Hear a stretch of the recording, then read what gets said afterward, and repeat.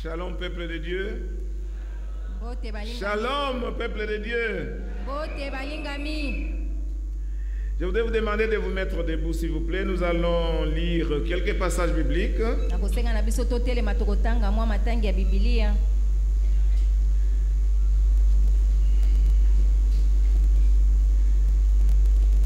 Le premier texte que nous allons lire est dans le livre d'Apocalypse. Nous allons lire le chapitre 3 d'Apocalypse à partir du verset 14.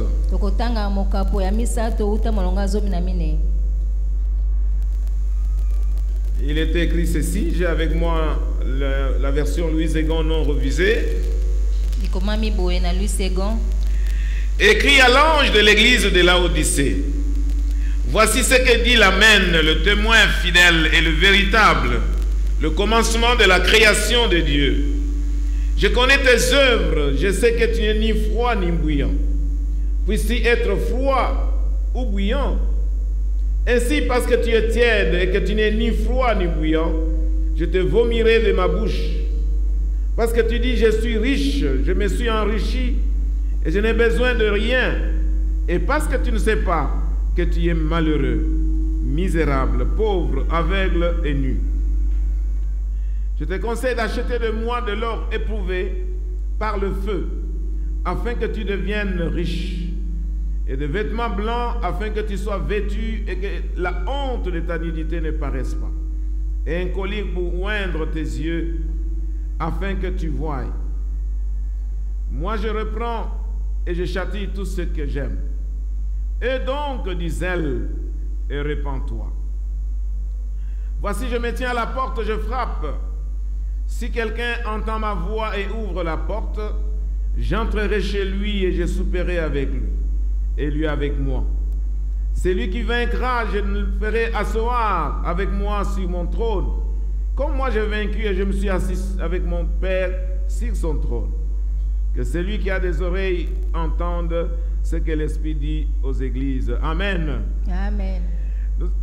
Restez encore debout, je n'ai pas fini. Nous avons le deuxième texte dans le livre de Matthieu. Nous lisons Matthieu chapitre 24, du 11e au 12e verset. Matthieu 24, 11 à 12, même 13. Plusieurs faux prophètes s'élèveront et ils séduiront beaucoup de gens. Et parce que l'iniquité se sera accrue, la charité du plus grand nombre se refroidira. Mais celui qui persévérera jusqu'à la fin sera sauvé. Amen. Amen. Vous pouvez vous asseoir maintenant. Et je vais ajouter un autre texte. Dans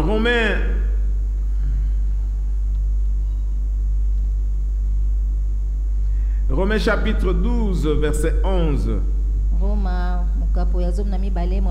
Il est écrit ceci. Ayez du zèle et non de la paresse. Soyez fervents d'esprit et servez le Seigneur.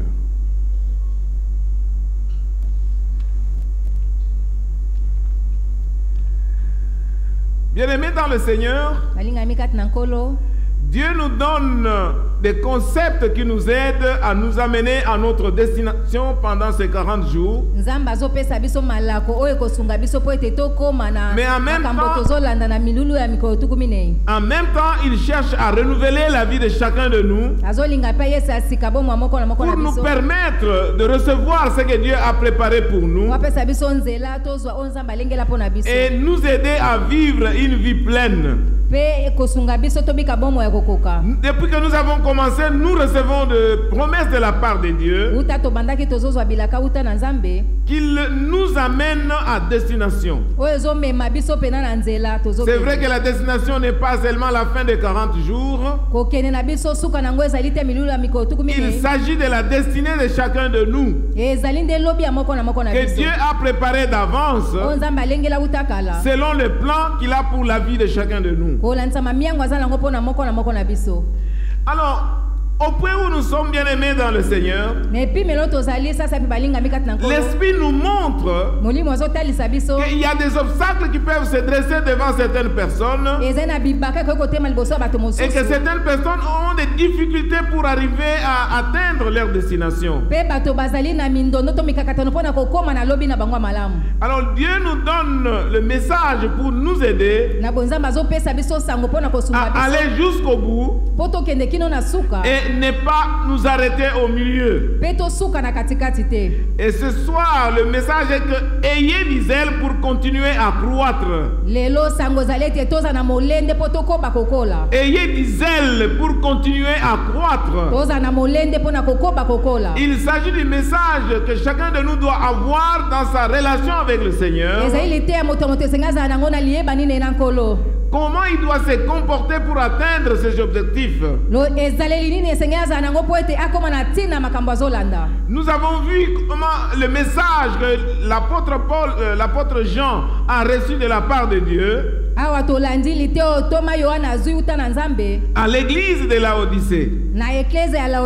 Cette église qui s'était refroidie et qui avait des illusions dans sa façon de se considérer. Mais avant cela, j'ai lu aussi le livre de Matthieu où le Seigneur lui-même est en train de prédire ce qui va arriver dans le dernier temps. Je pouvais lire 2 Timothée chapitre 3, versets 1 à 5. Mais j'ai laissé, on peut lire ça à la maison. Alors, Jésus dit qu'il y aura beaucoup de prophètes qui vont prophétiser. Parce que l'église va passer un temps difficile. Et un grand nombre de personnes vont se refroidir. Ils vont abandonner leur premier amour.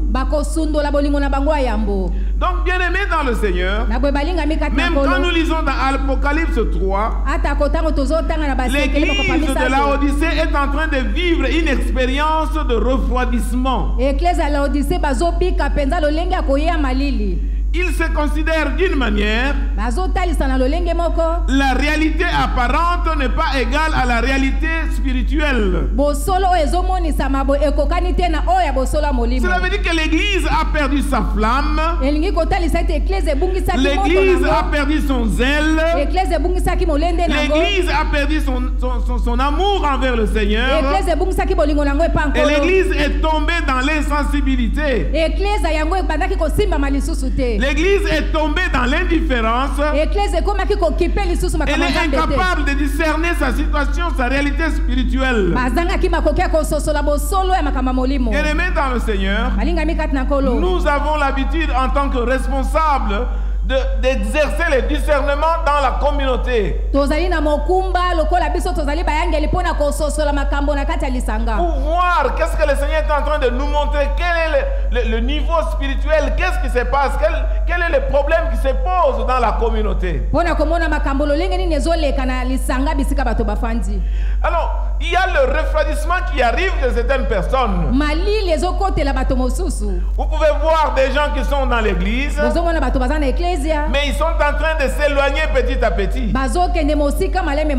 Ils sont dans l'église, ils peuvent garder une attitude de piété, mais ils se sont déjà éloignés du Seigneur dans leur façon de vivre, dans leur façon de faire des choses, et parfois même dans leur engagement aux activités de l'église. Nous ne savons pas déterminer le véritable degré d'éloignement de chaque personne.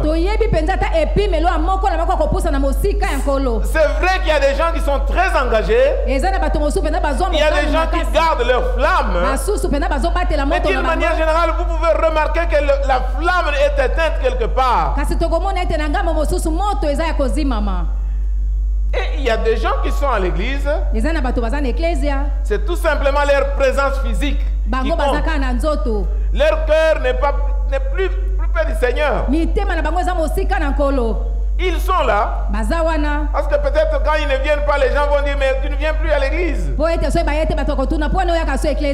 Ils sont là, mais ils ont renié la foi. Ils ont renié ce qui fait la puissance de leur relation avec le Seigneur. Amen. Amen. Donc il y en a qui ont une fausse piété. D'autres n'ont même pas cette piété hypocrite. Ça n'existe même pas. Mais ils sont là. Bien-aimés dans le Seigneur, le Seigneur ne veut pas cet état de choses. Le Seigneur veut que chaque personne renouvelle sa flamme vis-à-vis de lui. Du point de départ où nous sommes, nous voulons atteindre chacun sa destination pour jouir de ce que le Seigneur a préparé pour nous. Amen. Amen. Bien-aimé, il y a plusieurs raisons pour cet éloignement. Il y a plusieurs raisons pour ce refroidissement. Et je demande à chacun de nous de s'examiner, de regarder dans sa vie. Est-ce que j'ai la flamme du départ? Ou bien je commence à me refroidir? Quelle est ma façon de raisonner? Quelle est ma façon de faire des choses? Est-ce que je garde le même zèle que j'ai eu quand j'ai reçu le Seigneur? Ce qui est drôle aujourd'hui, parfois les gens disent qu'ils ont reçu le Seigneur, mais on ne voit aucun signe de ce zèle du Seigneur qu'il a reçu dans sa vie. On ne voit pas la différence. Alléluia. Amen. Parfois, il y a quelques jours, quelqu'un est en train de réfléchir avec moi. Il dit, mais pasteur, je ne vois pas aujourd'hui les zèles que nous avions eu dans les années 80. C'est vrai que les enfants de 1980 qui sont ici, il y en a beaucoup qui ont gardé ces ailes-là. Quand je dis les enfants de 1980, c'est-à-dire ceux qui se sont convertis dans les années 1980. Il y a aussi des enfants de 1990. On peut observer leur façon de servir le Seigneur. Et les enfants de 2000, ceux qui se sont convertis à partir des années 2000. Il y en a qui ont la ferveur. Mais il y en a d'autres, ils sont seulement, on dirait, dans un cercle culturel comme ça. Il faut qu'il y ait une distinction de la vie. Pour donner sa vie au Seigneur. Les enfants de 1980, est-ce que vous êtes là? Vous qui êtes convertis dans les années 1980. Peut-être même 77, 78, 79. 78, 79. Est-ce que vous êtes là? Est-ce que vous avez encore la flamme? Nous savons comment on était dans ces lieux. On était prêts à tout faire. On était consacrés totalement au Seigneur. Il n'y avait pas de gens qui vous poussaient pour faire quelque chose. On était prêts à servir le Seigneur. Il n'y avait rien qui nous arrêtait. Je pense que nous avons gardé cette flamme-là. Et nous avons gardé cette ferveur, ce zèle que nous donne l'évangile de la foi. Aujourd'hui aussi, on voit des jeunes gens qui sont nés dans les 2020, qui sont aussi zélés. Mais bien aimés dans le Seigneur, le zèle est lié à la transformation que nous avons eue dans la conversion. Alors là, c'est la question que je pose à chacun de nous. Est-ce qu'il y a une différence entre ma vie ancienne et ma vie actuelle? Parce qu'il y a des gens qui viennent à l'église, mais ils ne sont pas transformés. Amen. Amen. J'ai dit qu'aujourd'hui, il y a beaucoup d'intrus dans l'église. Ils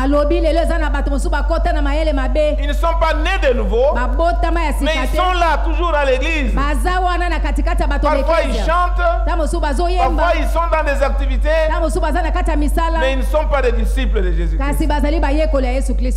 Amen. Amen. Alors, je vais parler de des raisons du refroidissement. Pour ceux qui ont eu le zèle, ceux qui ont eu la flamme, et à cause d'une raison ou d'une autre, la flamme a commencé à baisser. La première chose que je peux citer, c'est qu'il y a eu l'amour du monde, les soucis de la vie ont poussé les gens à se refroidir. Peut-être il y a eu des épreuves de la vie, des choses, à cause des épreuves de la vie, on a commencé à se refroidir. Et la troisième raison, c'est tout simplement l'orgueil de la vie. Et comme le cas de l'église de Laodicée, c'était l'autosatisfaction, la suffisance matérielle. Ils disaient qu'ils étaient riches, ils n'avaient besoin de rien, ils n'avaient besoin de personne, ils peuvent se suffire à eux-mêmes, et ils se sont placés dans un isolement spirituel. Amen. Amen. Est-ce que vous êtes avec moi? Bien aimé, je ne sais pas, on n'a pas un appareil pour mesurer la foi ou la flamme, on n'a pas d'appareil. Peut-être si on peut créer un thermofoi ou thermozèle, on peut voir la réalité de la vie de chacun de nous. Alors nous allons prendre cet exemple de cette église de Laodicée. C'est une église qui était bénie. Sur le plan matériel, ils avaient de l'argent. Et parler de l'église de Laodicée, c'est parler de la ville de Laodicée. Cette ville avait connu un essor économique. Et il y avait 3 grands secteurs dans lesquels cette ville était en train de se développer.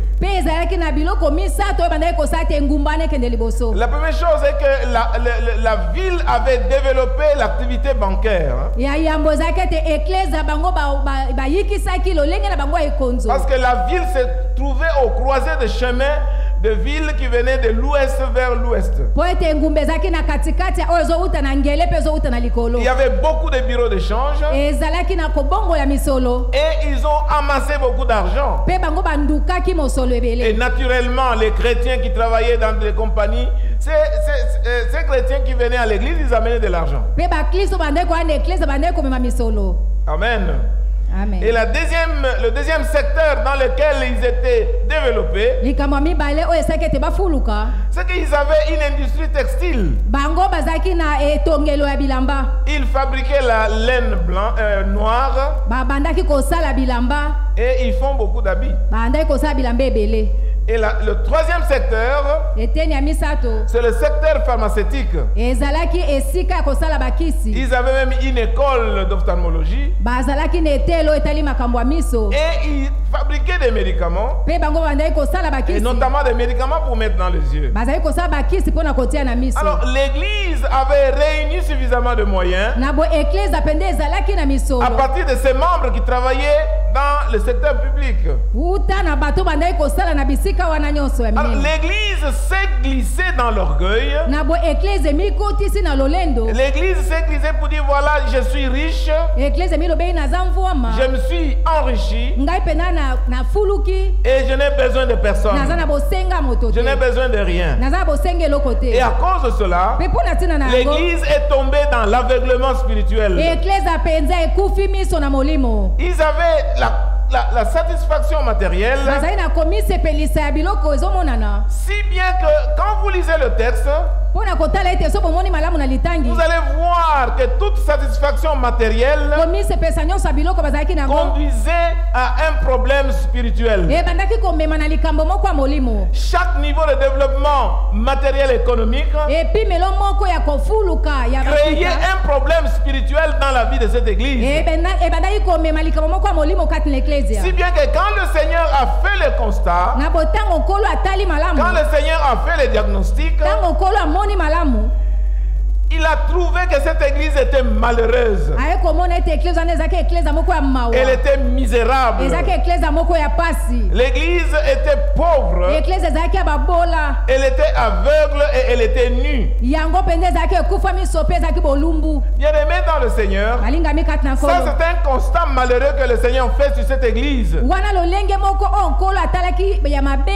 Apparemment c'était une église riche.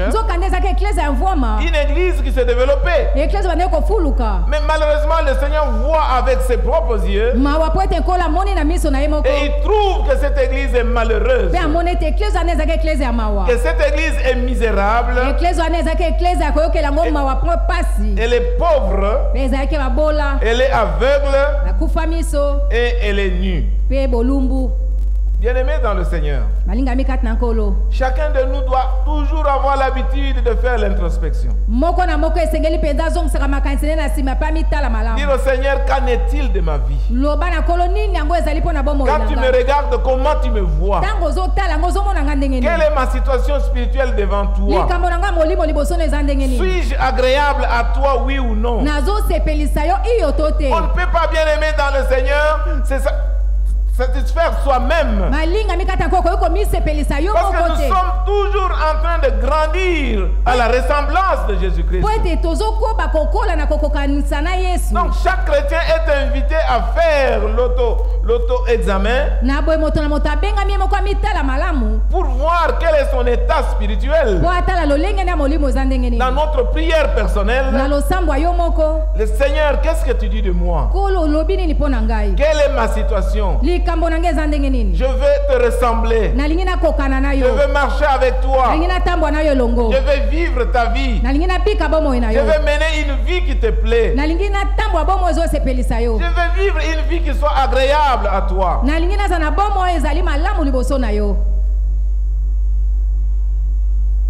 Tu as besoin de rien. Tu es riche.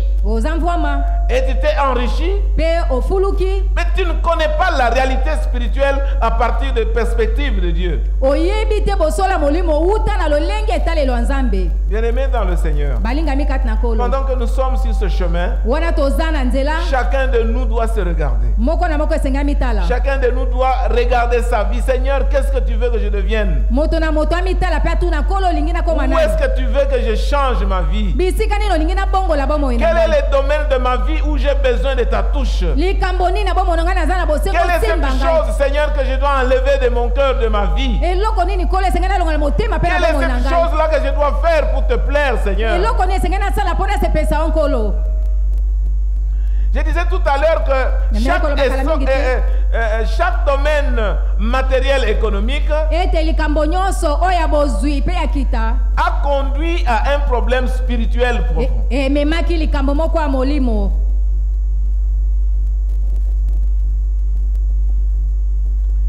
L'église était riche. Mais sur le plan spirituel, elle était pauvre. Donc quand Dieu regardait, cette église était pauvre.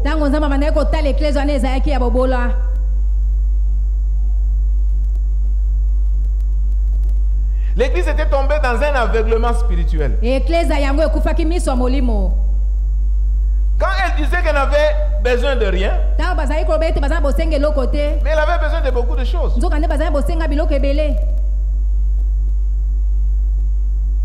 On a trouvé que l'église était misérable. L'église était malheureuse.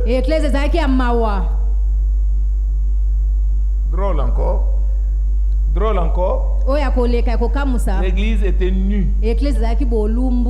Les gens qui fabriquaient les habits, mais ils étaient nus. Bien-aimés dans le Seigneur, Et le Seigneur dit, viens acheter auprès de moi. Nous verrons ça le point suivant. Pour que tu puisses cacher la honte de ta nudité.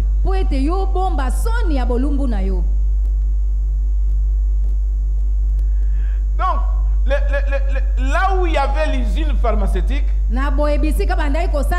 qui produisait beaucoup d'argent, il y avait le cabinet ophtalmologique, ils étaient incapables de se soigner eux-mêmes. Parce que là c'était le monde matériel, mais sur le plan spirituel, l'église était aveugle. Je prie, bien-aimé dans le Seigneur, que Dieu nous donne des yeux spirituels. Que Dieu nous donne les yeux spirituels pour nous voir tels que nous sommes. Pour que nous puissions nous voir tels que nous sommes et nous approcher de Dieu.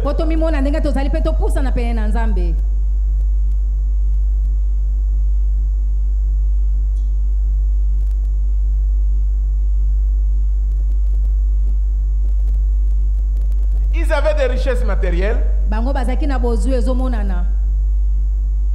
mais ils étaient misérables. Quelle est la raison? Jésus n'était pas dans cette église-là. Jésus n'était pas dans l'église. Bien aimé dans le Seigneur, imaginez-vous quand Jésus n'est pas dans l'église. Ce que vous faites là, vous perdez le temps. Heureusement qu'il est dans notre église. Hein? Amen. Amen. Mais il y a des choses qui font que Jésus puisse sortir. Si nous venons ici dans la légèreté, Jésus va nous regarder et il va nous fuir. Si nous nous sommes refroidis, nous nous sommes éloignés de lui-même, il peut nous fuir aussi, il peut sortir. L'église de Laodicée était coupée de la source de la vie. Jésus n'était pas là. Quelles que soient les richesses qu'il pouvait avoir, il y avait la rupture avec la source de vie, la source du bonheur. L'église avait perdu le zèle. Il vivait dans le péché. Rapidement, je vais parler des solutions qui sont là dans le texte. Jésus dit, venez et achetez de l'or pur. Qui est l'or qui est éprouvé par le feu. Autrement dit, Jésus dit, mais vous avez abandonné la foi. Venez acheter de la foi auprès de moi, afin que vous puissiez devenir riches. Bien-aimés dans le Seigneur, nous avons besoin de renouveler notre foi en Dieu. Il n'y a aucune promesse que nous pouvons recevoir dans notre vie si nous n'avons pas de foi. On proclame beaucoup d'oracles idiots de cette chair, mais il n'y a que ceux qui ont la foi pour saisir ces paroles-là qui vont vivre cela dans leur vie. Et Jésus dit, venez acheter de l'or pur qui est purifié, éprouvé par le feu.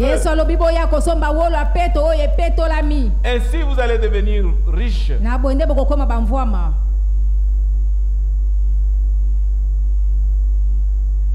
1 Pierre chapitre 1er verset 5 à 9. Nous allons lire cela. Nous montre l'importance de la foi. 1 Pierre chapitre 1er verset 5 et le verset 9. J'aimerais lire cela.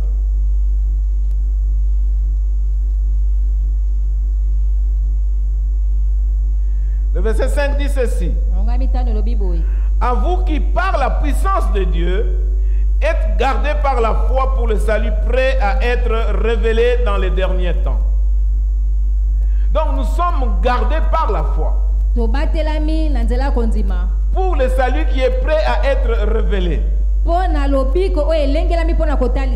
Et le verset 9 dit ceci: parce que vous obtiendrez le salut de vos âmes pour prix de votre foi. Cela veut dire, bien-aimés dans le Seigneur, nous devons garder notre foi. D'abord, la foi elle-même nous garde pour nous amener au salut. Nous sommes gardés par la foi. Donc chacun de nous doit préserver sa foi. Chacun de nous doit continuer à nourrir sa foi pour aller jusqu'au bout, pour aller jusqu'au salut. Parce que sans la foi, on ne sera pas sauvé. Amen. Amen. Alors on dit, mais pasteur, comment Jésus dit qu'il faut venir acheter la foi? Ésaïe 55, il dit, venez, vous tous qui avez soif,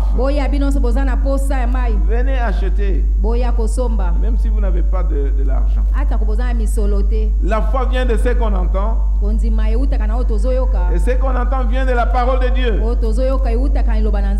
Donc nous pouvons venir, bien-aimés, renouveler notre foi auprès du Seigneur, et il va nous aider. La deuxième chose, il dit venez, venez acheter des vêtements blancs pour que vous puissiez cacher la nudité, la honte de votre nudité. Amen. Amen. Quand vous lisez l'Apocalypse vers la fin,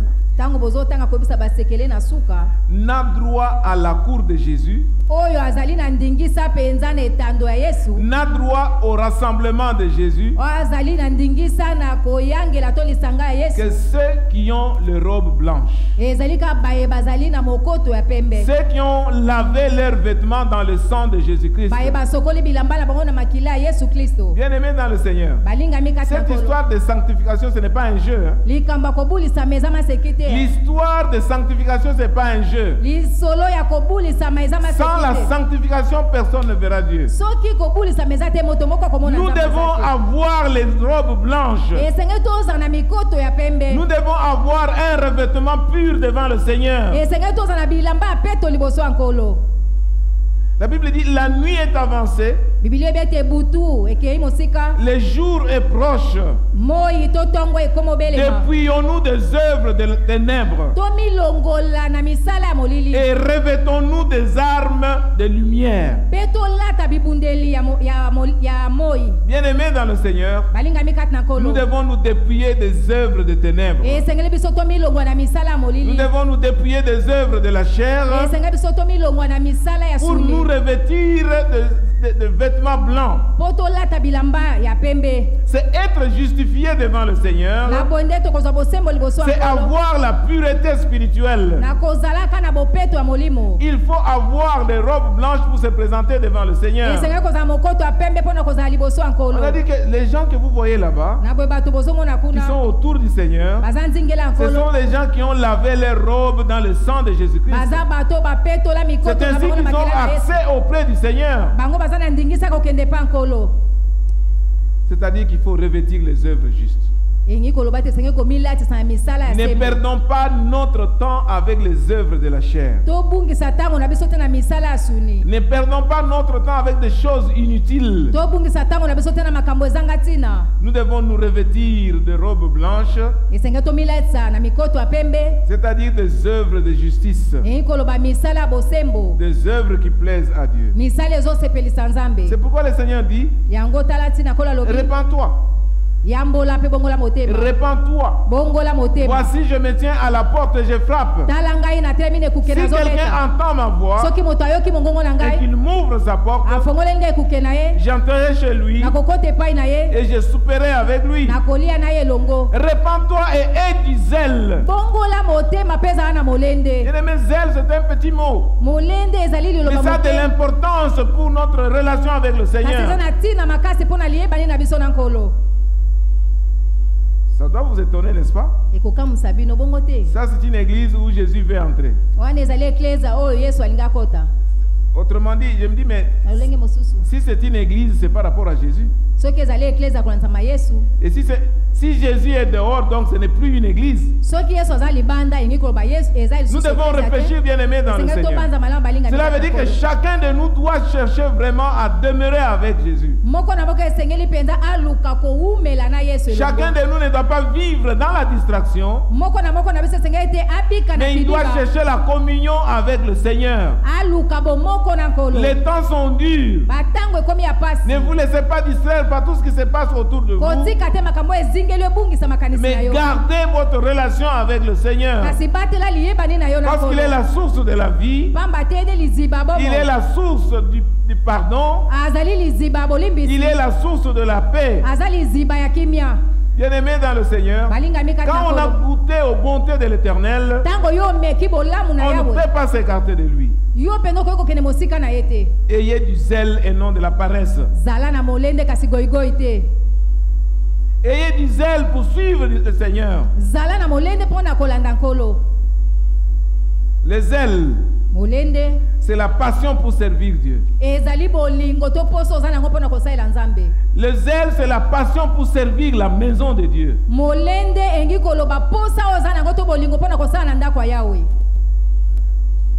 Il y a des chrétiens qui sont des pousse-pousse. Un pousse-pousse, pour que ça bouge, il faut qu'on le bouscule, il faut qu'on le pousse. Mais quand tu as le zèle, il n'y a personne qui va venir pour te pousser pour faire quoi que ce soit.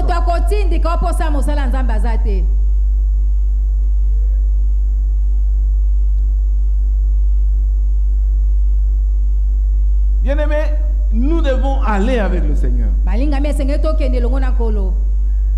Avoir le zèle, c'est prendre vivement à cœur les intérêts de Dieu. Tu as la flamme au fond de ton cœur. Tu prends sérieusement à cœur les intérêts de Dieu. Ce sont les priorités de Dieu qui t'intéressent d'abord.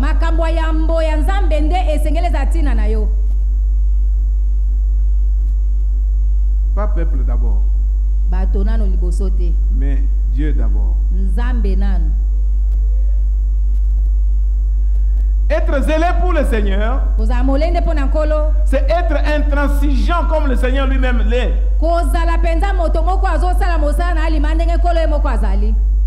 On fait des blagues. La fois passée, j'ai parlé de la discipline. Il y en a qui ont fait des commentaires. Mais sans la discipline, on ne peut pas vivre la vie chrétienne normale. Il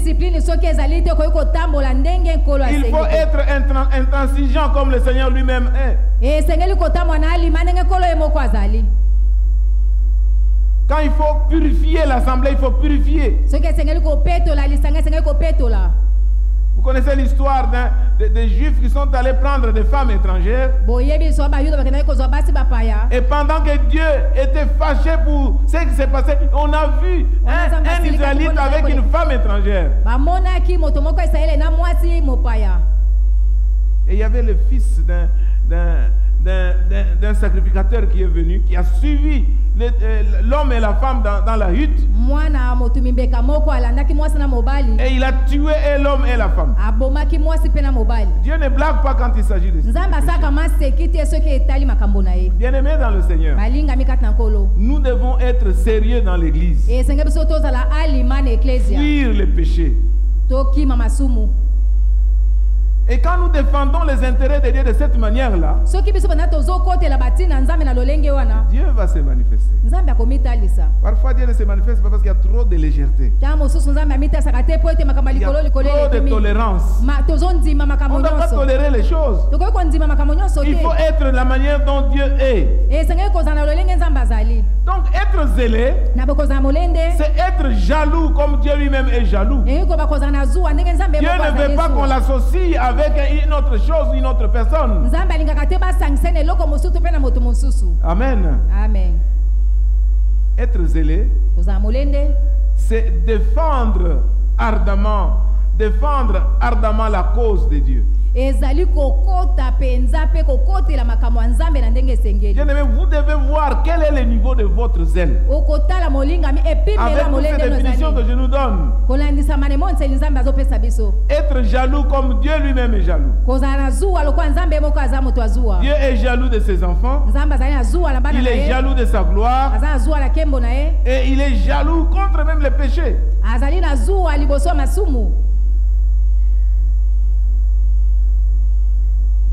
Donc, être zélé, c'est défendre ardemment la cause de Dieu.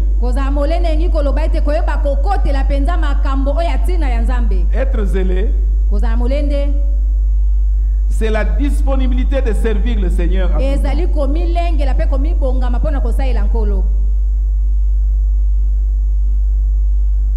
Moi, j'ai toujours dit que j'ai été consacré au Seigneur. Même quand je me repose là, je suis en train de servir le Seigneur. Parce que toute la vie est consacrée au Seigneur. Ce n'est pas parce que je suis au bureau que je sers le Seigneur. Même quand je suis à la maison, je ne sors pas, je sers le Seigneur parce que je suis consacré à lui. Je suis à sa disposition pour pouvoir le servir.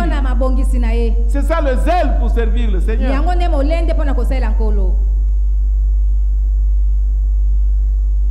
Être zélé pour le Seigneur, c'est avoir l'amour ardent pour Dieu. Être toujours disponible. C'est pourquoi je ne ferme jamais mon téléphone. Je reçois des appels même à 1h, 2h du matin. C'est difficile quand le téléphone sonne qu'on reste dans le sommeil. Dès que le téléphone sonne, on tombe dessus pour répondre. La nuit, il y a des besoins. Une disponibilité tout azimut pour servir le Seigneur. Et ici j'aime le zèle de Paul. Des Apôtres chapitre 20, le verset 24, il dit ceci: mais je ne fais pour moi-même aucun cas de ma vie comme si elle m'était précieuse, pourvu que j'accomplisse ma course avec joie et le ministère que j'ai reçu du Seigneur Jésus, d'annoncer la bonne nouvelle de la grâce de Dieu. Bien-aimés dans le Seigneur, vous pouvez apprécier le niveau de zèle de Paul. Il dit qu'il ne fait pour lui-même aucun cas de sa vie comme si sa vie était précieuse. La vie qu'elle a, c'est Dieu qui lui a donné. Cette vie-là, c'est pour le Seigneur. Ce n'est pas seulement pour Paul, mais c'est pour chacun de vous. Chacun de nous, nous avons reçu la vie du Seigneur pour que nous aussi nous puissions donner notre vie à lui. Amen. Amen.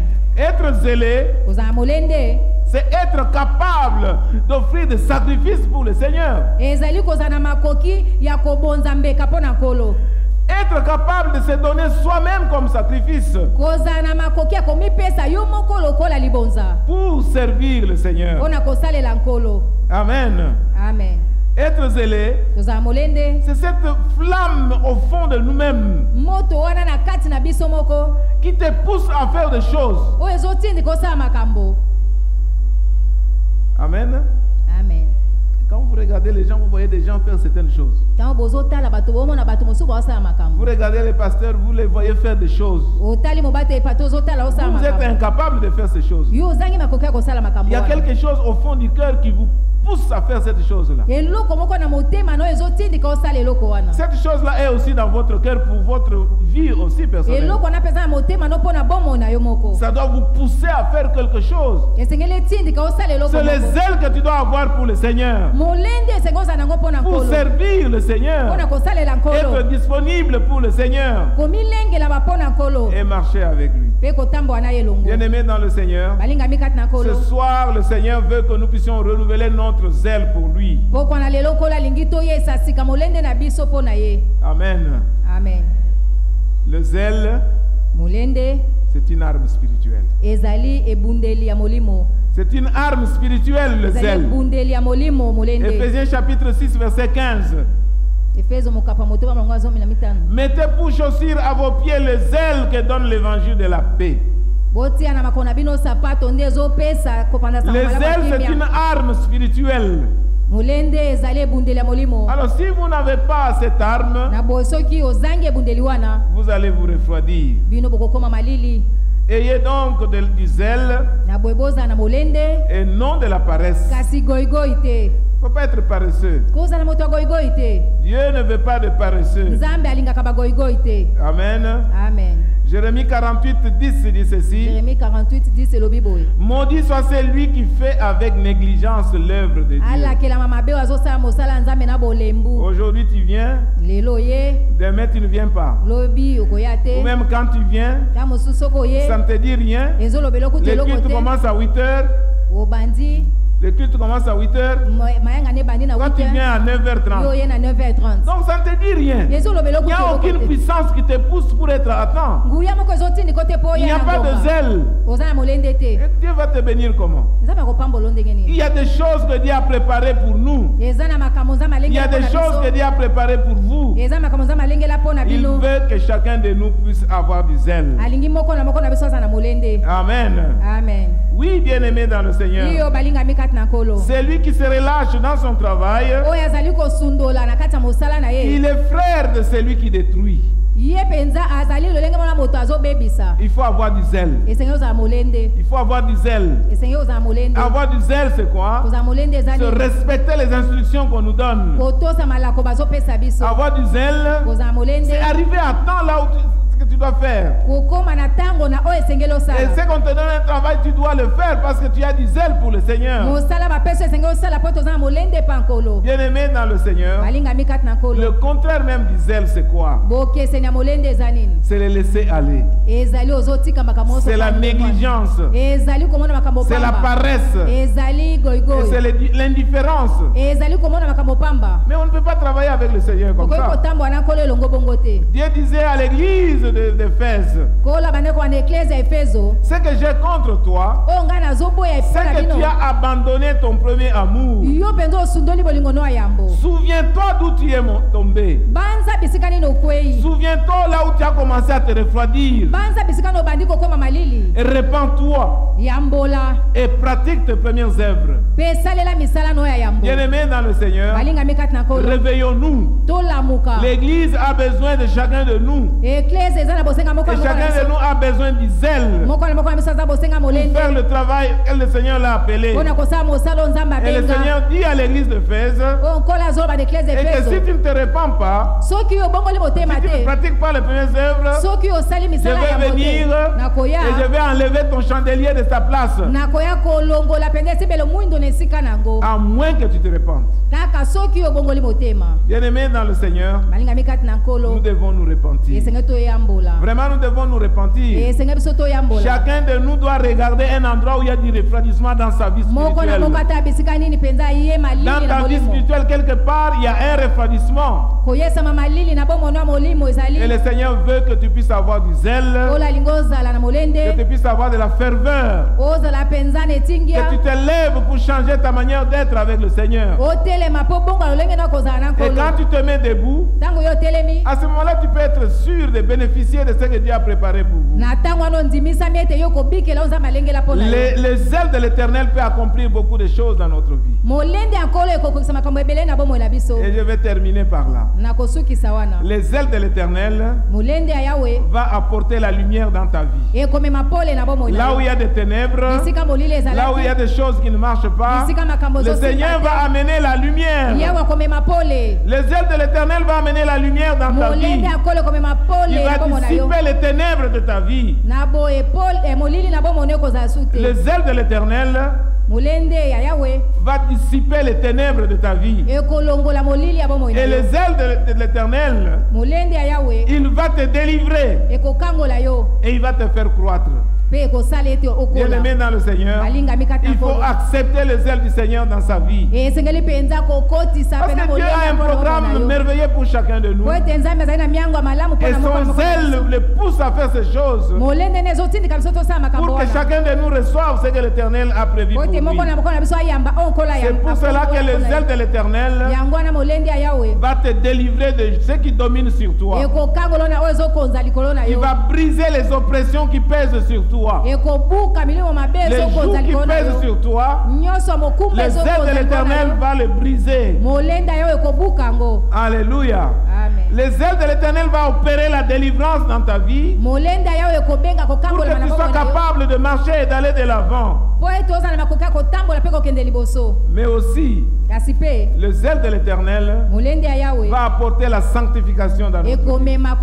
Comme ça, vous pouvez vous présenter devant le Seigneur et vous pouvez être accepté dans la présence du Seigneur. Et le zèle de l'Éternel, c'est qui? C'est Jésus lui-même, le Fils de Dieu.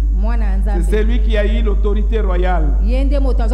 C'est lui qu'on appelle admirable, le conseiller. Il est le Dieu tout-puissant. Il est le Père éternel, le Prince de la paix. C'est lui les ailes de l'Éternel qui a accompli la tâche de Dieu dans la vie de chacun de nous. Oui, bien-aimé dans le Seigneur, nous allons nous mettre debout. Chacun doit regarder dans sa vie. Quel est cet endroit-là où il y a le refroidissement spirituel? Est-ce que j'ai le zèle pour la maison de l'Éternel? Chacun regarde sa vie et doit se repentir devant le Seigneur. Et tu regardes ta vie. Et ici, s'il y a des gens qui n'ont jamais reçu Jésus dans leur vie, c'est l'occasion de recevoir Jésus dans leur vie. La vie chrétienne, c'est la vie de Christ. On ne peut pas prétendre recevoir les choses de Dieu si on n'a pas Jésus avec lui. Peut-être que c'est ta première fois de venir ici. Je t'invite à recevoir Jésus dans ta vie. Même si ce n'est pas la première fois. Même si ce n'est pas la première fois, il y a des gens qui viennent à l'église, mais ils n'ont jamais reçu Jésus dans leur vie. Ils commencent à suivre les autres. Non, bien-aimé dans le Seigneur. Le point de départ, c'est recevoir Jésus dans sa vie, marcher avec lui, c'est confesser sa vie passée, abandonner sa vie passée pour commencer une vie nouvelle avec lui. Tu ne peux pas entrer dans l'assemblée avec les autres sans avoir fait une expérience personnelle. C'est ainsi qu'il y a des gens dans l'église qui n'ont jamais eu cette flamme-là au fond d'eux-mêmes. Ils n'ont jamais reçu la puissance du Saint-Esprit qui va les aider à vivre la vie chrétienne. Y a-t-il quelqu'un qui veut recevoir Jésus dans sa vie? Tu peux lever la main là où tu es. Parce que ça, c'est très important. C'est le point de départ. Là où tu es, tu sais que tu n'as jamais invité Jésus dans ta vie. C'est le moment de l'inviter dans ta vie en reconnaissant que tu es un pécheur. En disant que Jésus, viens dans mon cœur. Fais de moi une nouvelle créature. Et c'est un moment précieux pour toi si tu n'as jamais reçu Jésus. Et pendant ce temps, nous nous inclinons dans la prière. Nous fermons nos yeux et nous voulons que ceux qui veulent se répandre puissent se repentir. Vous devez nous repentir, bien-aimés dans le Seigneur. Tu sais que tu n'es pas zélé pour le Seigneur. Tu sais que quelque part là, il y a un refroidissement dans ta vie. Jésus dit, répands-toi et aie du zèle. Et prie à travers cette parole. Regarde dans ta vie et répands-toi devant le Seigneur. Le Seigneur veut que chacun de nous puisse avoir le zèle. Le zèle pour sa maison. Le zèle pour son royaume. Prie pour ta vie. Répands-toi pour que le Seigneur t'aide. L'église de Laodicée Jésus n'était pas à l'intérieur. Il était dehors. Pourquoi il était dehors? Parce qu'il n'avait pas de place là-bas. Les gens ne lui ont pas donné de place là-bas. Peut-être qu'il n'a pas donné de place à Jésus. Et Jésus est dehors. Il est en train de frapper. Il veut entrer là-bas pour fêter avec toi, pour manger avec toi.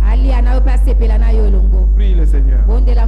Prie le Seigneur et répands-toi. C'est le jour de repentance pour que nous puissions reprendre le zèle. Le zèle pour l'œuvre du Seigneur. Le zèle pour servir le Seigneur. Le zèle pour notre marche avec le Seigneur. Alléluia.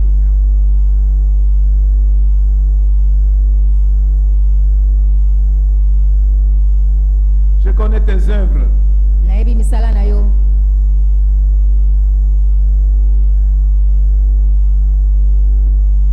Je sais que tu as abandonné ton premier amour. Répands-toi. Répands-toi. Pour que tu aies l'occasion de jouir, expérimenter ce que le Seigneur a préparé pour toi.